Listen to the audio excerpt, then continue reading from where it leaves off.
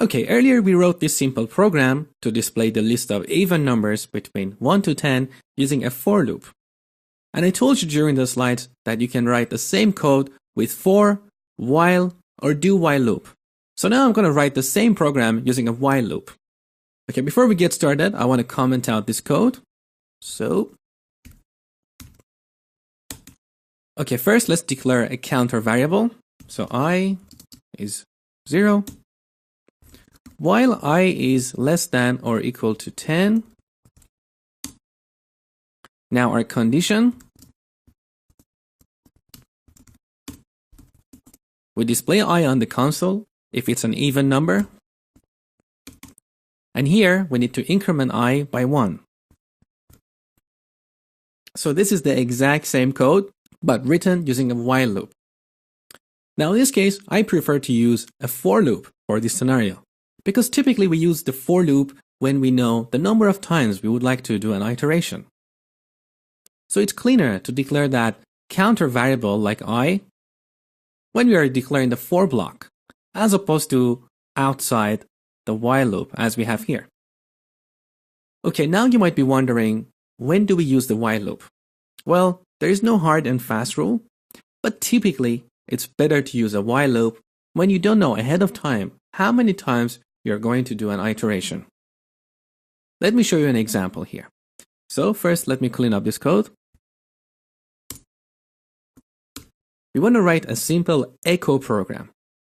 In this program, we're going to display a message on the console asking the user to type their name. If the user types their name, the console is going to repeat or echo that name.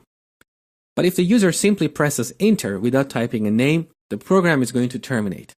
So in this case, we don't know ahead of time how many times the user is going to use the program. How many times are we going to echo? In that case, it's better to use a while loop. So how do we do that? So in this case, we're not going to have a counter variable. So instead, what I'm going to do, I'm declaring a while, and in the condition, I'm just going to use true, which means this loop is going to execute forever. Let me display a simple message on the console. So console.write. This time I'm going to use the write method instead of write line.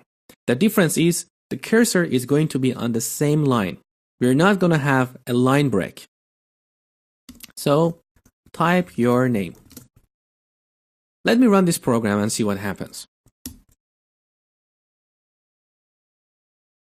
So you see this program is executing forever because that while loop is not terminating, and the program keeps displaying type your name.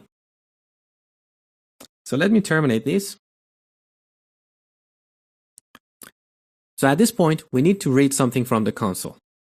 So we use console.readLine method.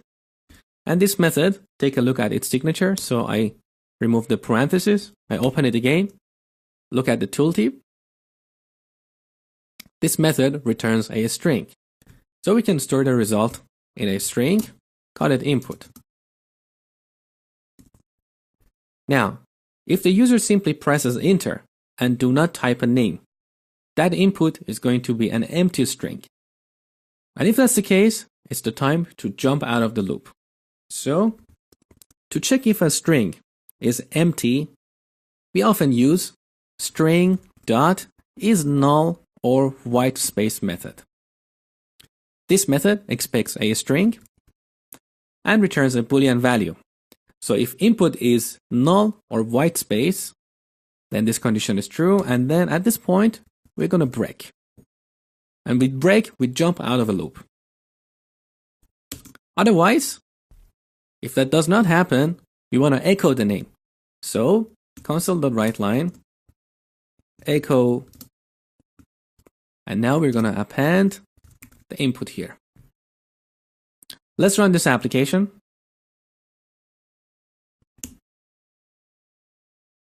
So type your name, Mosh, echo Mosh.